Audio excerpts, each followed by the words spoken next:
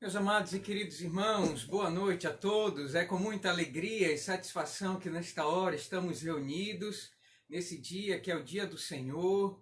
Louvado seja Ele, porque Ele separou esse dia dos demais dias para adoração ao seu nome. E mesmo nesse tempo de pandemia, de isolamento social, estamos nos reunindo com alegria e de maneira remota, nos congregando, nos reunindo, e pedindo ao Senhor que venha nos abençoar pela sua santa palavra. Então, a alegria vê-los por aqui, né? A nossa esperança, expectativa é que logo acabe. Parece que vamos ter boas notícias agora no início da semana, e quem sabe nós já poderemos reunir no templo fisicamente. Os nossos pastores estão pensando nisso. Nós queremos muito reunir, voltar às reuniões, e parece que o sol já está chegando e as nuvens escuras estão indo embora, e nós esperamos nessa próxima semana, quem sabe na primeira semana de julho, agora no próximo domingo, começar a nos reunir. Então vamos orar por isso e vamos pedir ao Senhor que nos abençoe. Vamos orar, vamos pedir a bênção do Senhor para esta hora. Nós te louvamos, Senhor, porque Tu és o nosso Deus grande. O que daríamos, Senhor, por nossa salvação? Senhor, se nós pudéssemos, nós daríamos tudo ao Senhor. Nós daríamos, Senhor, nosso coração, nossa alma, nossos bens, mas nada há que possa comprar nossa salvação, Senhor.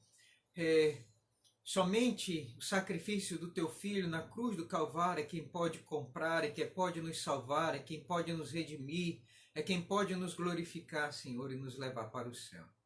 Por isso, Senhor, nós louvamos e engrandecemos o nome do Salvador, do Senhor Jesus Cristo.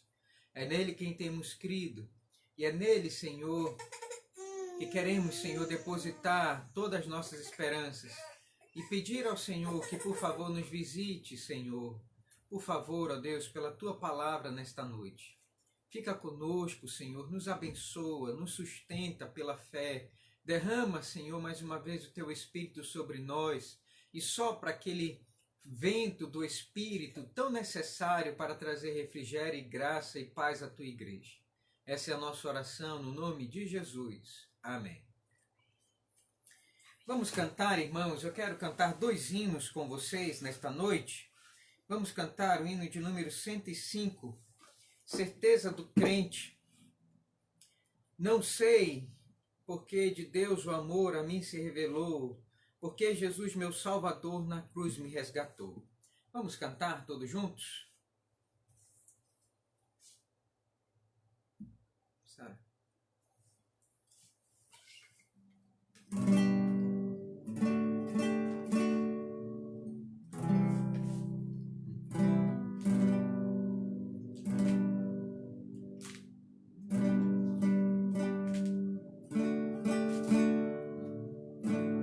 Hino de número 105, a certeza do crente.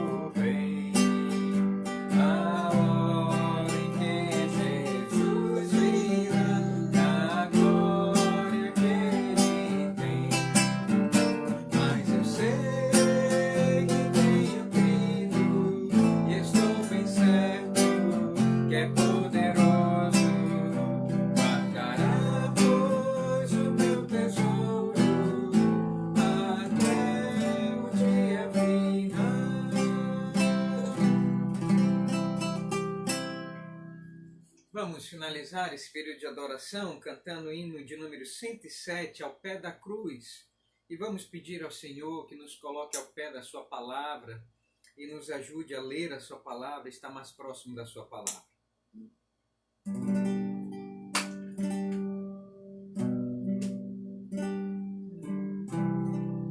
Hino 107, Ao Pé da Cruz.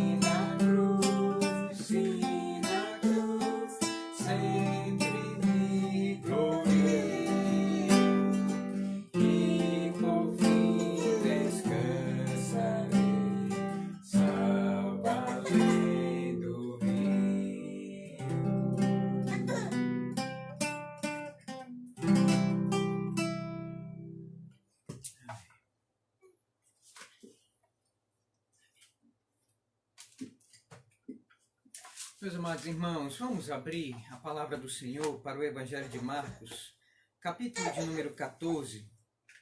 Nós vamos ler os versos 3 até o verso de número 9. E o tema da nossa mensagem nesta noite é Jesus e a sua unção para o sepultamento. Jesus e a unção para o seu sepultamento. Vamos então nos deter nesta passagem. Qual é o contexto aqui? O contexto é justamente aquele plano malévolo, terrível, aquele plano horrendo que está acontecendo por detrás dos bastidores para tirar a vida de Cristo. Do verso de número 1 e o verso de número 2, nós vimos que os principais sacerdotes, eles estão tramando aqui no Sinédrio a morte de um único judeu. E aqui eles estavam fazendo uma profecia, porque com a morte de um único judeu, como disse o próprio Caifás, que era naqueles dias, o presidente do Sinédrio, aquele que governava o Sinédrio, ele disse que haveria de morrer um por todos, e era melhor que um morresse por todos do que toda a nação perecesse. E ali ele estava realmente corroborando com as profecias e com o plano de Deus acerca da morte vicária do Senhor Jesus Cristo pelo seu povo, ali no Monte do Gólgota, derramando o seu sangue e entregando o seu corpo para a nossa salvação. Se hoje nós estamos aqui e se hoje há uma igreja, é porque esses homens, eles estavam levando a cabo aquele plano que iniciou-se desde Gênesis e está agora finalizando com o plano para tirar a vida do Senhor Jesus. E o Senhor Jesus, dali a 2 dias, vai ser condenado, vai ser morto e vai ressuscitar para que todos aqueles que nele creem possam se tornar filhos de Deus. Nós entendemos, meus amados irmãos, que os projetos humanos, eles corroboram com o plano divino, com a história da redenção. Não há nada que nós façamos aqui que não esteja dentro e debaixo da vontade eterna e soberana do Senhor Deus. E o que esses homens estão fazendo é simplesmente corroborando para o início da igreja. Eles estão levando a cabo o plano do Senhor Deus, o Pai, o Criador de todas as coisas, que prometeu o seu Filho para ser Salvador do mundo. E para o início da igreja, se nós estamos aqui, é porque esses planos de Deus, o plano de Deus deu certo. E nós vamos, meus amados irmãos, continuar vendo aqui. E esse é o contexto, e eu quero passar para a próxima perícope. Qual é a próxima perícope? A próxima perícope é do verso de número 3 até o verso de número 9, e fala que Jesus ele é ungido em Betânia. E essa unção aconteceu ali na casa de Simão, o leproso, né, em Betânia, que dista em torno de 6 a 9 quilômetros de Jerusalém. Era como se fosse, né, um bairro afastado de Jerusalém. E naquele bairro, naquela pequena comunidade de Betânia, né, morava Simão o leproso e também uma família muito querida de Jesus, Lázaro, Maria e Marta. Essa família, ela também morava ali em Betânia. E quando eles souberam que o Senhor Jesus Cristo, ele estava indo para lá tomar uma refeição, eles também foram. E esse aqui é o contexto. E qual é o objetivo desta passagem, o verso de número 3 até o verso de número 9? Por que nós encontramos essa unção do Senhor Jesus Cristo registrada no Evangelho de Marcos? Nós vamos elencar aqui 2 objetivos. O primeiro objetivo geral é mostrar que Jesus ele era amado por muitos, assim como ele era odiado por muitos. Também o Senhor Jesus Cristo era amado. Assim como havia um plano para tirar a sua vida, também havia um plano de agradecimento, de amor e de gratidão pela existência do Senhor Jesus Cristo. Possivelmente, meus amados irmãos, Simão, o leproso, ele não poderia receber ninguém em sua casa porque ele era leproso, mas ele fora leproso, porque possivelmente o Senhor Jesus Cristo, naquele período em que ele cura, ressuscita Lázaro dos mortos, possivelmente naqueles dias, o Senhor Jesus também curou Simão. E agora Simão, ele prepara uma refeição para agradecer o Senhor Jesus Cristo por tão grandiosa cura, por restabelecê-lo a ordem social, por mais uma vez abençoá-lo de conviver com a sua família. Simão leproso está agradecendo aqui. Nós vamos ver que o Senhor Jesus Cristo, ele era benquisto. O Senhor Jesus Cristo, ele era amado por muitos. E o segundo objetivo, nós cremos que o objetivo secundário, é mostrar aqui a unção do Senhor Jesus Cristo para o seu sepultamento. Se você olhar, irmãos, deste capítulo em diante, logo mais, você vai ver então que Judas, ele sai dali, da casa de Simão leproso, e vai até os principais dos sacerdotes maquinar o pacto e fazer o pacto de traição. Logo depois, o Senhor Jesus Cristo, ele é entregue na mão dos sacerdotes, ele é condenado ali pelo Sinédrio e é entregue para ser crucificado pela mão dos romanos, dos gentios. E se você perceber no capítulo de número 16, verso de número 1 em diante, até o verso de número 8, você vai perceber que no primeiro dia da semana, as mulheres, Maria Madalena, Maria, mãe de Tiago, Salomé, elas vão até o sepulcro para embalsamar o Senhor Jesus Cristo, para ungir o Senhor Jesus. E quando elas chegam ali, elas encontram um anjo sentado sobre a pedra, removida, e ele vai dizer: o Senhor Jesus que vocês procuram não está mais aqui. Em outras palavras, ele estava dizendo que não precisava mais ungí-lo. Por quê? Porque ele já foi ungido por esta mulher aqui, no capítulo de número 14, verso 3 ao verso de número 9. O Senhor Jesus, ele é ungido para o seu sepultamento de uma maneira adiantada.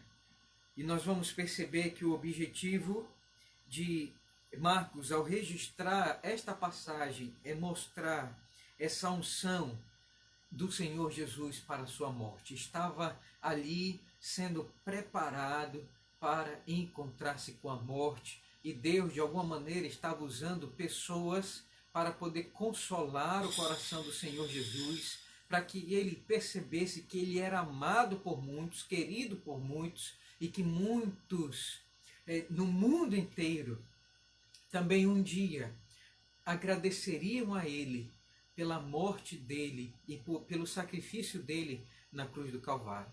Então a minha expectativa, irmãos, nessa noite, é que você perceba que tudo que nós pudermos fazer pelo Evangelho, pelo reino de Deus, esse é o momento, porque haverá aquele glorioso dia que o Senhor Jesus retornará, quando nós não podemos fazer mais nada. Assim como as mulheres, no primeiro dia da semana, quando chegaram para poder embalsamar o Senhor Jesus, não encontraram. Também da mesma forma, esse é o momento para trabalhar, para nos dedicar, para entregar o que é mais precioso ao Senhor Jesus Cristo, porque haverá aquele momento em que o Senhor Jesus voltará, quando nós não poderemos mais ungir, ornar o Evangelho e seu reino com mais nada, porque ele virá em glória e trará toda a glória com ele. E nós não poderemos mais dedicar, ornar nenhuma glória ao Evangelho e ao seu reino. Esse é o momento. Esse é o período. Essa é a geração que nós estamos vivendo. E o Senhor Jesus, ele permite que nós unjamos, que nós dediquemos no seu altar a nossa vida, a nossa família, para o louvor da sua glória, para que os homens vejam a glória de Cristo em nossa vida. Esse é o momento. E eu quero que você perceba isso nessa noite, ao lermos esta história da unção do Senhor Jesus Cristo em Betânia. Esse texto ele pode ser dividido em 4 partes, e eu estou fazendo essa divisão para que você entenda essa passagem de uma maneira mais fácil, mais simples. Mas você não vai encontrar essa divisão aqui feita, no texto. O texto não traz essas divisões. Mas eu estou fazendo para que você, meu irmão, entenda essa história. E eu posso dividir aqui esse texto em 4 partes. A primeira parte do texto fala de uma oferta grandiosíssima. Verso de número 3. Essa mulher, ela vai ungir o Senhor Jesus Cristo com um preciosíssimo perfume. e nós vamos perceber essa unção. É uma oferta grandiosíssima. Em segundo lugar, nós vamos ver aqui uma indagação pecaminosa. Judas Iscariotes vai encabeçar, né, uma revolta contra essa mulher, porque ela estava gastando dinheiro que poderia ser dado aos pobres. E ele aqui acredita com todo o seu coração que Jesus ele não precisava ser ungido com aquele precioso perfume. E aqui nós vemos uma indagação pecaminosa. Em terceiro lugar, nós vamos ver uma repreensão severa. O Senhor Jesus, vendo que molestavam aquela mulher, ele então faz uma repreensão severa e diz que o que ela está fazendo é nobre e que nós devemos dedicar tudo que nós podemos a ele. E por fim, irmãos, nós vamos ver aqui uma memória eterna, verso de número 9. Uma repreensão severa, versos 6 a 8, e uma memória eterna, verso de número 9. Vamos então contemplar aqui esta passagem, vamos ler, em primeiro lugar, uma oferta grandiosíssima. Leiam comigo o verso de número 3, diz assim: Estando ele em Betânia, reclinado à mesa em casa de Simão, o leproso, veio uma mulher trazendo um vaso de alabastro com preciosíssimo perfume, de nardo puro, e quebrando o alabastro, derramou o bálsamo sobre a cabeça de Jesus. Perceba então aqui o contexto, né, imediato. O Senhor Jesus Cristo ele estava tomando aquela refeição, ele estava reclinado à mesa, tomando uma refeição, ali na casa de Simão, o leproso, que não era mais leproso, ele fora leproso. E nós vamos perceber que chega uma mulher com um vaso de alabastro. O vaso de alabastro era um vaso de uma pedra preciosa, era um vaso ornamental, muito caro. E ali com ela, e dentro daquele vaso estava um perfume de nardo preciosíssimo. E nós vamos ver aqui que ela quebra esse vaso na cabeça do Senhor Jesus. Quem era essa mulher? Quem era essa mulher que fez essa oferta grandiosíssima? Quem foi essa mulher que fez uma oferta tão preciosa, que ofertou o que pôde, ofertou, quem sabe, a poupança de um ano todo para ungir o Senhor Jesus com um perfume que se alastrou por toda a casa? Quem era essa mulher? Nós vamos perceber que Marcos ele não faz esse registro. Mas no registro paralelo, em João, capítulo de número 12, abra lá comigo, João ele vai descrever quem era essa mulher. Essa mulher, ela era conhecida do Senhor Jesus Cristo. Leiam comigo, por favor, capítulo de número 12 de João, verso de número 1 em diante, diz assim: 6 dias antes da Páscoa, foi Jesus para Betânia, onde estava Lázaro, a quem ele ressuscitara dentre os mortos. Deram-lhe, pois, ali uma ceia. Marta servia, sendo Lázaro um dos que estavam com ele à mesa. Então Maria, tomando 1 libra de bálsamo de nardo puro, muito precioso, ungiu os pés de Jesus e os enxugou com seus cabelos, e encheu-se toda a casa com o perfume do bálsamo. Quem era aquela mulher que fez tão grande oferta? Quem foi essa mulher que fez tudo o que pôde para poder agradar o Senhor Jesus Cristo? Essa mulher era Maria, irmã de Lázaro, irmã de Marta. Nós encontramos Maria 3 vezes no Evangelho. Em Lucas capítulo de número 10, nós vemos Maria sentada aos pés de Cristo para aprender. Em João, capítulo de número 11, nós vamos ver Maria aos pés de Jesus chorando a morte do seu irmão Lázaro. E aqui no capítulo de número 14 de Marcos e no Evangelho de João, capítulo de número 12, nós vamos ver Maria enxugando com os seus cabelos os pés de Jesus para agradecer por ter trazido dos mortos o seu irmão Lázaro. Percebam, meus irmãos, que essa oferta que Maria faz, ela é uma oferta de agradecimento. Agradecimento. Ela está agradecendo pelos grandes feitos de Jesus na sua família. Essa mulher estava com o coração grato porque Jesus entrou na sua família. E essa mulher mudou a vida da sua família. Jesus mudou a vida da família de Maria. Maria estava altamente feliz. E nós vamos ver aqui que isso era uma oferta de agradecimento. Mas, em segundo lugar, essa oferta também era uma oferta caríssima. Percebam aí, irmãos, no verso de número 5 do capítulo de número 12, vai dizer assim: por que não se vendeu este perfume por 300 denários e não se deu aos pobres? Percebam que essa oferta era uma oferta caríssima. Era, irmãos, um precioso perfume que valia 300 denários. Um denário era um dia de trabalho. E nós vamos perceber que Maria juntou a sua poupança de um ano inteiro, 300 denários, para poder entregar ao Senhor Jesus Cristo esse perfume caríssimo. Meus amados irmãos, esse perfume era um perfume muito precioso, muito caro. Cada gota desse perfume custava muito caro. E percebam que essa mulher, ela comprou 300 denários de perfume. Uma pessoa, para poder comprar um perfume desse, para juntar um vaso desse, custava, irmãos, muito tempo.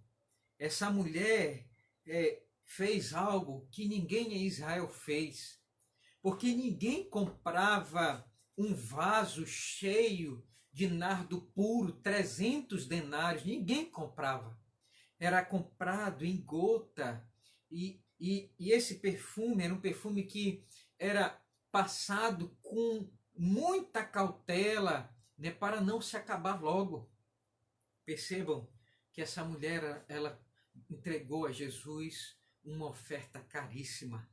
Vai dizer o texto que ela quebrou na cabeça do Senhor Jesus Cristo, e o perfume foi derramado pelos seus cabelos, pelo seu corpo, pela sua roupa, a tal ponto de a casa inteira se encher de perfume, do cheiro do perfume.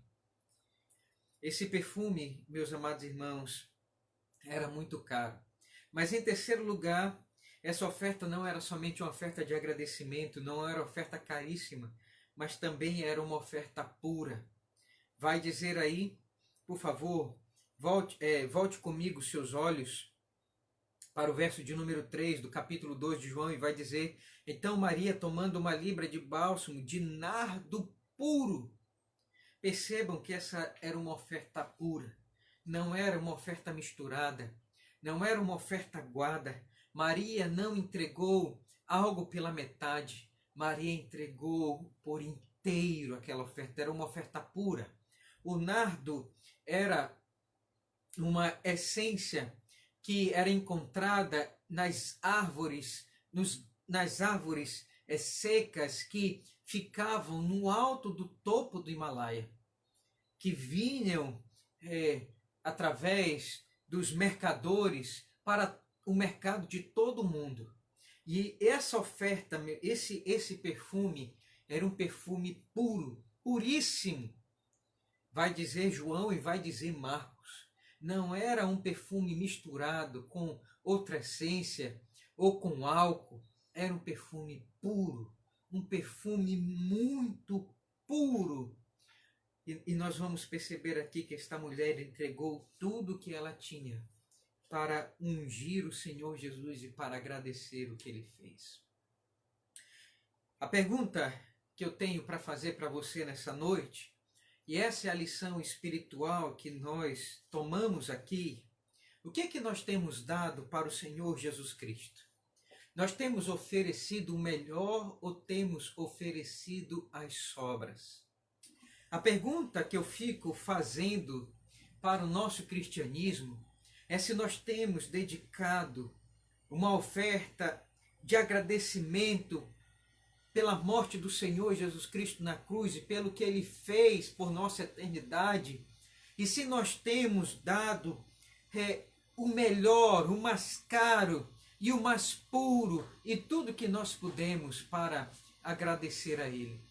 A minha pergunta nesta noite para você é essa: será que você está entregando ao Senhor Jesus Cristo tudo que você pode?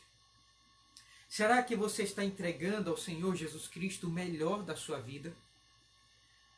Conta-se a história, irmãos,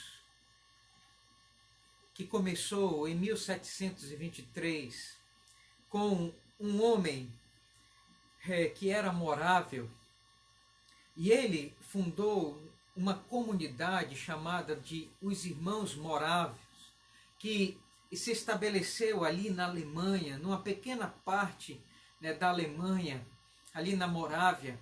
E esses irmãos iniciaram uma reunião de oração, e eles tinham uma consciência altamente missionária. Cada 25 morávios sustentavam um missionário no exterior. E quando eles não tinham dinheiro para sustentar missionários, eles mesmos se vendiam como escravos, entregando a sua vida, entregando o melhor que eles tinham para o Evangelho, que era a sua própria existência. Eles entendiam que eles não eram mais donos de si. O dono deles era o Senhor Jesus Cristo. E eles entregavam tudo o que eles tinham para o serviço do Senhor Jesus, até a própria vida. E eles se vendiam como escravos, a fim de que onde fossem levados eles pregassem o Evangelho e quem sabe resgatassem alguns para o reino do Filho do seu amor. A minha pergunta nesta noite é essa: o que é que você tem entregado para o Senhor Jesus Cristo? Conta-se a história de uma mulher na Índia, e na Índia vocês sabem que existe uma adoração a muitos deuses, eles são panteístas, e um dos deuses é o rio Nilo. E conta-se a história de um homem que viu uma mulher magérrima carregando um filho doente nos braços, e um segundo filho caminhando com ela, e eles pararam e perguntaram para ela, caminhando naquele sol causticante, para onde ela estava indo. E ela disse que ela estava indo oferecer, sacrificar um dos filhos para o deus Nilo, o rio Nilo. E o que estava questionando ela para onde ela estava indo, perguntou qual era dos filhos que ela ia dar. E ela olhou para ele e disse: você não sabe nada da religião hindu. Nós sempre oferecemos o melhor. E claro que eu vou oferecer o meu filho que está sadio. Meus amados irmãos e irmãs, será que nós temos oferecido o que nós podemos para o Evangelho, para Cristo? Será que nós estamos entregando o que nós temos de mais caro na nossa vida? Será que estamos fazendo como Maria e estamos pegando uma poupança de um ano inteiro e entregando ao serviço do Senhor Jesus Cristo? Percebam, meus amados irmãos e irmãs, que esta passagem ela está aqui mudando a nossa visão de ver a vida cristã. Nós somos pessoas acomodadas, e essa é uma das imagens que nós temos hoje, né, do cristianismo brasileiro, da igreja brasileira. Nós fazemos parte de uma igreja que está acostumada a entregar simplesmente o que sobra. É isso que eu e você fazemos. Nós não estamos preocupados em dar o melhor. Entregamos aquilo que está sobrando do nosso tempo, do nosso conforto, e achamos que estamos dando muito, quando não é. Essa passagem aqui, o exemplo de Maria, vai nos ajudar a perceber que o nosso cristianismo é fraco. E que enquanto há aqueles que estão ofertando a sua vida em agradecimento a Jesus, enquanto há aqueles que estão ofertando o que há de mais caro na sua vida, aqueles que estão ofertando o que há de mais puro na sua nas suas mãos, nós às vezes estamos com o coração ingrato, estamos ofertando, meus amados irmãos, aquilo que não é caro, estamos ofertando coisas que não são puras ao Senhor Jesus Cristo. Isso é muito triste. Olhe para o seu coração, analise o seu coração. Que cristianismo você tem vivido? Perceba que o Evangelho, ele tem esse poder de nos mostrar a profundidade de um coração agradecido ao Senhor Jesus. É aquele que oferta tudo em agradecimento. É aquele que oferta aquilo que é mais caro. É aquilo que ele oferta que é mais puro na sua vida. Eu queria que você percebesse isso nessa noite. Que você desse um passo além daquilo que você está vivendo diante do Senhor Jesus.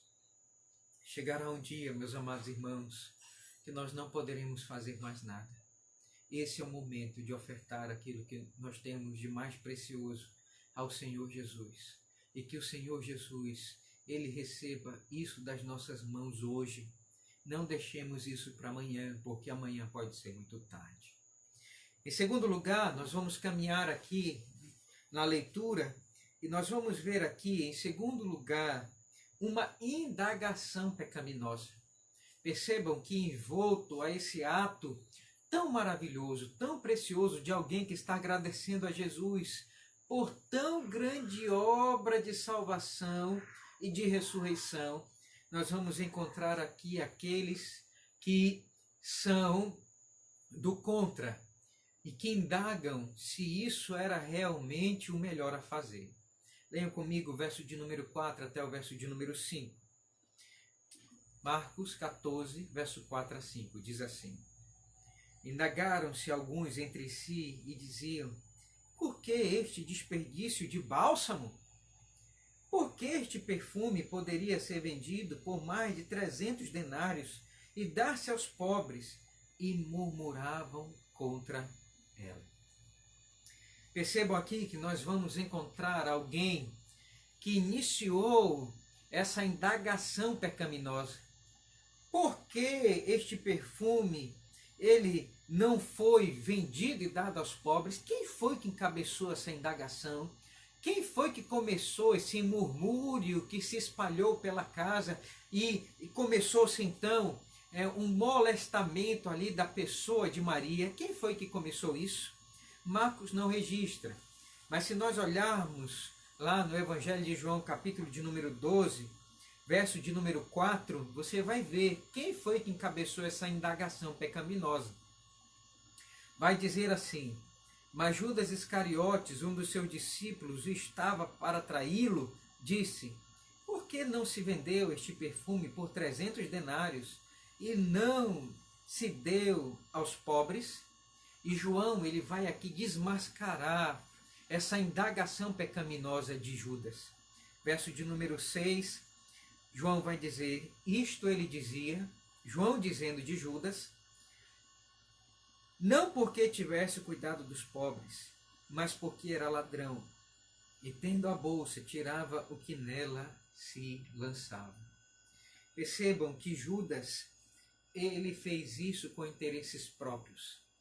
Talvez por chegar próximo da Páscoa e na festa da Páscoa, ele querendo ter dinheiro na bolsa para comprar coisas de interesses próprios, ele vai aqui então começar esse murmúrio e essa indagação, dizendo que aquilo que aquela mulher estava fazendo não era bom. Percebam aqui, meus amados irmãos, que nós vamos encontrar, esse é o foco. Marcos e João estão registrando aqui este episódio e essa fala para mostrar que Judas é o pai daqueles na igreja que atrapalham os ofertantes que estão agradecidos e que querem entregar o melhor ao Senhor Jesus. Nós sempre vamos encontrar na igreja pessoas que vão dizer: ah, mas pastor, tem muitas horas de oração. Pastor, já tem muitas reuniões que estão acontecendo nos lares, nas casas, na igreja. Ah, pastor, mais um momento de jejum no semestre? Não, pastor, isso é demais. Tá bom o que nós já temos. Perceba, irmãos, você sempre vai encontrar aqueles que vão falar mal dos que querem ofertar a sua vida em agradecimento ao Senhor Jesus. Então alguém se levanta na igreja e diz: irmãos, vamos vir para a igreja para a oração do meio-dia. E os filhos de Judas Iscariotes, com as suas indagações pecaminosas, vão dizer: para quê? Nós já oramos demais. Para que vir para a igreja? Meio-dia? Que é isso? Isso é fanatismo. Meus amados irmãos, sempre haverá dentro da igreja aqueles que têm interesses carnais, interesses mundanos, e que vão atrapalhar a vida da igreja, vão atrapalhar aqueles que querem servir ao Senhor Jesus Cristo de uma maneira mais integral, mais pura, mais cara. Sempre haverá aqueles que serão contra e vão se posicionar contra. E se pede para iniciar a reunião de oração com meia hora antes, vão dizer que não precisa. E é sempre do contra. Para dar para Jesus mais meia hora é sempre difícil. Para poder chegar na igreja uma hora antes é sempre difícil. Perceba, irmãos, essa é a realidade que nós encontramos na igreja hoje. Nós vamos encontrar os filhos de Judas Iscariotes que sempre vão indagar o porquê de ir uma hora antes para a igreja, de iniciar uma reunião de oração com meia hora antes, do que por que ir para a igreja uma hora antes, no domingo, antes da escola dominical, para orar ao Senhor. A gente não pode ficar em casa. Percebam, aqueles que vão servir de pedra de tropeço e sempre de embaraço para as coisas de Deus. O que nós gostaríamos de ver eram pessoas que, quando falássemos em oferta, em entregar para Cristo mais do seu tempo, mais do seu conforto, mais da sua vida, que fossem os primeiros a dizer: eu vou, eu quero, porque o que eu tenho oferecido é pouco. O Senhor Jesus Cristo, meus amados irmãos, Ele espera que você seja daquele ofertante que diz: eu quero dar mais da minha vida para Jesus. Eu quero oferecer mais, porque o que eu tenho oferecido é muito pouco. O que eu tenho orado e os momentos de oração que eu tenho com meu Cristo é muito pouco. Eu tenho amado muito pouco aquele que me amou até ao ponto de dar a sua vida por mim. Eu não tenho dado a minha vida, eu não tenho dado o meu suor, eu não tenho respirado gotas de sangue por ele. Eu tenho feito muito pouco.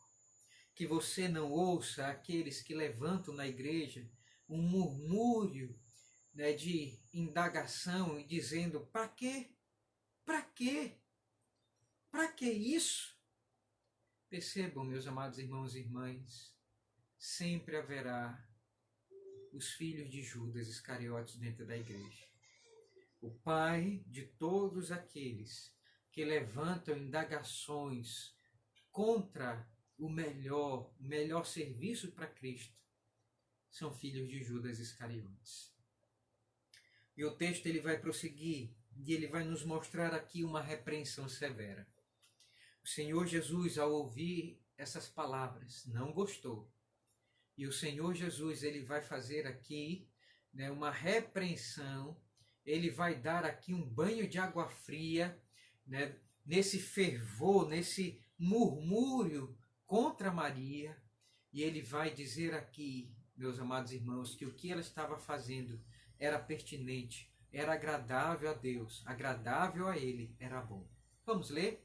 Verso de número 6 a 8 diz assim: Mas Jesus disse: deixai-a, por que a molestais?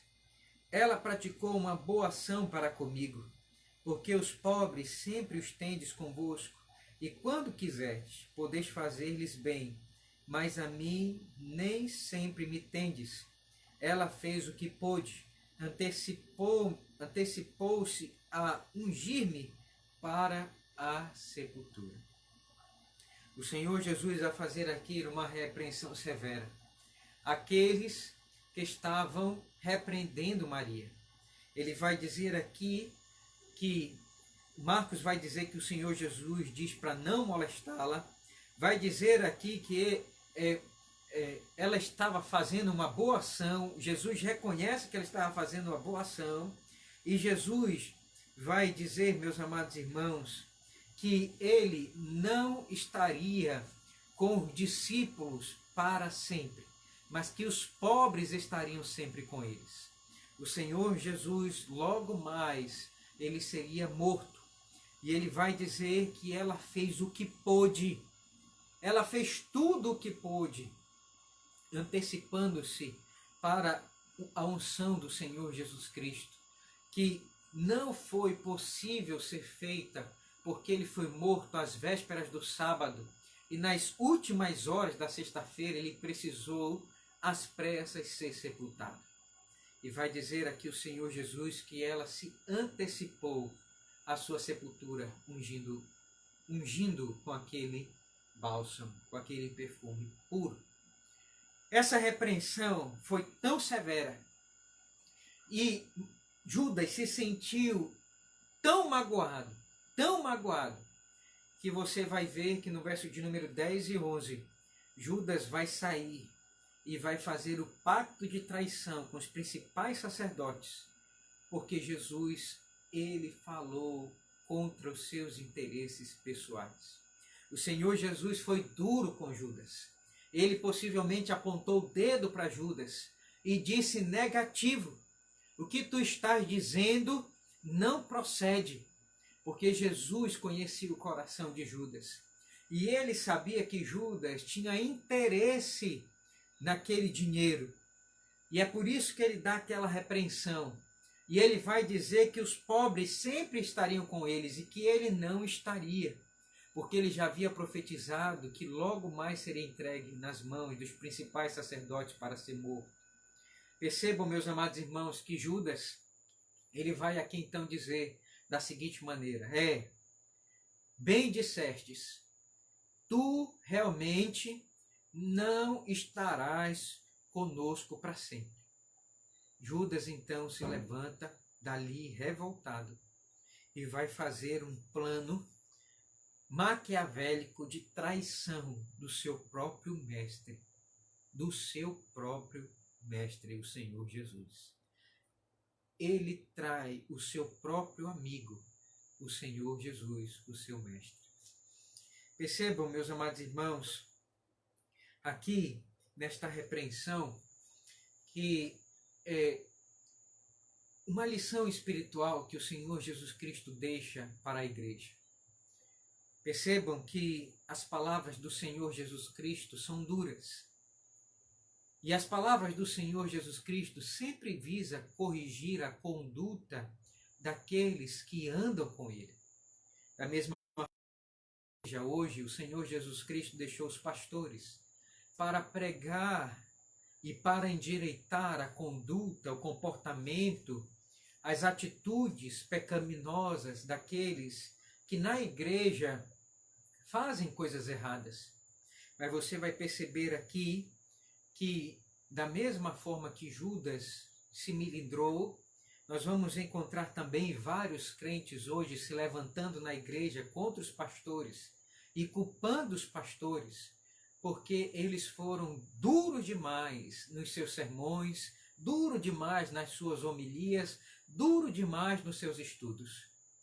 Se você se colocasse no meu lugar como pastor, você veria muitas pessoas se levantando, muitas mulheres colocando a culpa no pastor, muitas esposas apontam o dedo para o pastor e diz da seguinte maneira: o Senhor é que é culpado, porque o Senhor é muito duro nos seus sermões, e o meu marido, ele não tem culpa, e ele saiu da igreja por causa do Senhor. Você também ouviria o relato de mães que chegam para o pastor, para a liderança da igreja e dizem: vocês é que são culpados, porque vocês são muito duros, vocês não são maleáveis, Vocês não passam a mão, não passaram a mão na cabeça do meu filho, e está aí o resultado. O que adiantou essa conduta dura de vocês e agora ele está longe da igreja? Meu filho está longe da igreja. E nós vamos perceber pessoas melindrosas que não aceitam ter seus pecados tratados. E elas fazem como Judas. Vão maquinar um pacto de traição. E vão trair o seu cristianismo para viver uma vida mundana, para viver uma vida libertina, porque as palavras do Senhor Jesus Cristo são palavras duras. E os pastores pregam o evangelho tentando ajeitar a vida das pessoas, mas tem aqueles que não aceitam ser pastoreados, que não aceitam a palavra de Deus, acham que são seus próprios pastores e vão fazer um pacto com o mundo para poder viver a sua vida libertina. Meus amados irmãos e irmãs, essa repreensão severa nos mostra, né, que há muitos que não aceitam ser repreendidos nos seus pecados, se pousam de vítimas, como nós vimos hoje de manhã, como Sarai, né, se pousou de vítima, achando que a culpa é sempre do outro, é sempre do pastor, e nunca daquele que é o verdadeiro ofensor, daquele que está vivendo uma vida de pecado.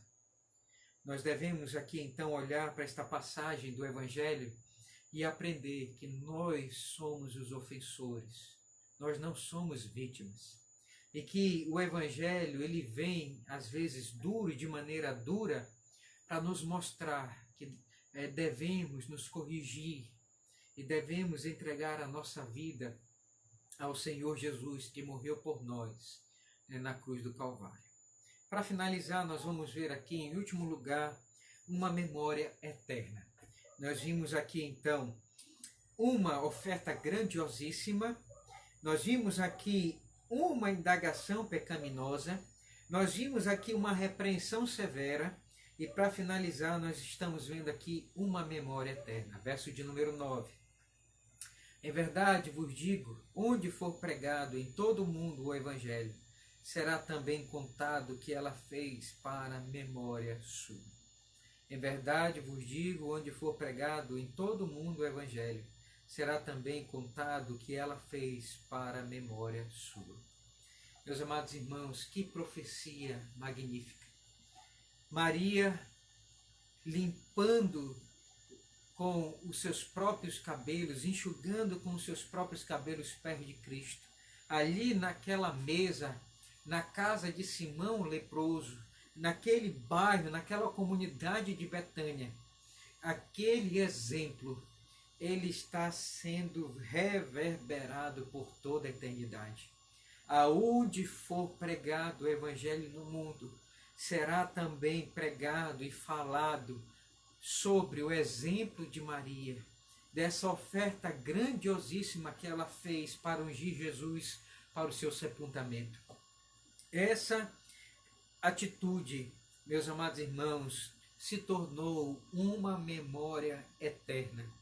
E desde 2000 anos atrás, desde daquele jantar com aquelas poucas pessoas, Jesus, seus discípulos, a família de Simão leproso, a família de Lázaro, essa profecia, ela tem se cumprido. E quem imaginou que até os dias de hoje, as palavras de Jesus, elas estariam sendo cumpridas por causa daquela atitude de Maria? A pergunta que eu faço aqui para você é: como é que você quer ser lembrado? Quais são as atitudes que você tem demonstrado por Cristo que tem marcado a vida das pessoas? Qual é a influência que você vai deixar para gerações futuras?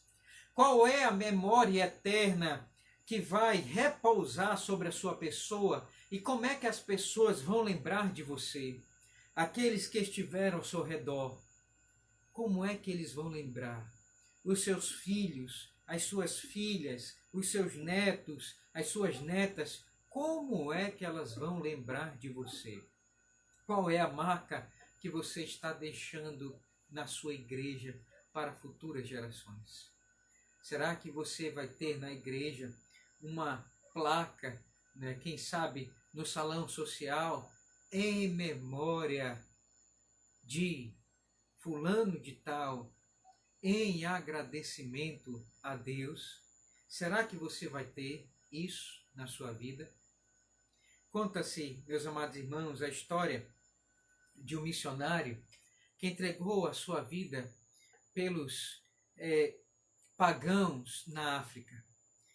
E esse homem, David Livingstone, ele entregou a sua vida de todas as formas, com todo o seu suor. Ele se desgastou para salvar os africanos pagãos.